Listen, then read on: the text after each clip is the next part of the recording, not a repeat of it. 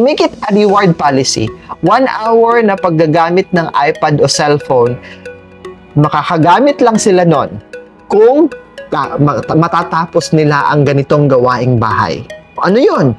So, pwede kayong maglagay ng listahan dyan sa refrigerator. Ilagay nyo yung mga pangalan at ano ang nakatokang trabaho nila araw-araw. At ano naman ang trabaho nila kung may pasukan at ano naman yung trabaho nila kung walang pasok. Weekend, ika nga. O di naman kaya summer season. So, dapat meron pa rin yan. Hindi nawawala yan. So, halimbawa, kung si Bunso ay ang nag-alaga ng mga tanim, si Bunso ang nag-water the plants. So, after watering the plants, pagka-check mo maayos, kailangan may follow-up tayo. May follow-up para consistent at tama. Iko-correct natin kung mali ang ginawa nila.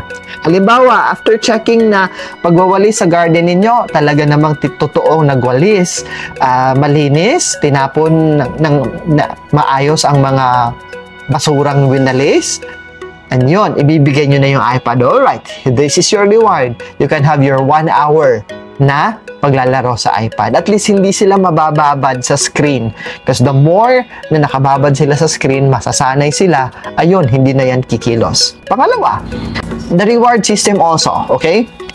Kung sino man ang matututong maglaba, tutulong maglaba, o tutulong maglinis ng tahanan, ang isasama ninyo when you go to mall, ganon. So when you teach things like this, and you can do a reward system, okay, reward and punishment system. Maganda yan, reward and punishment.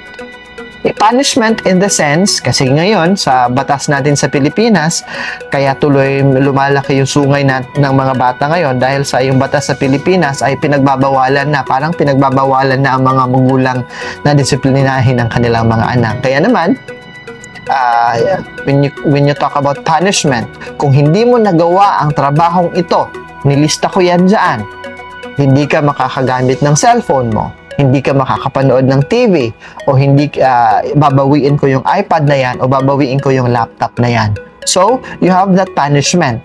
So, with that, they will be guided. At tutuhanin nyo po, tutuhanin nyo. Because once you take things for granted, sinabihan ko na yon, ayun, tatatak sa isipan nila, ay, para namang laro-laro lang sinasabi. Alright? But when we are consistent, may follow-up tayong ginagawa. With the reward system, talagang tinututuhanan natin.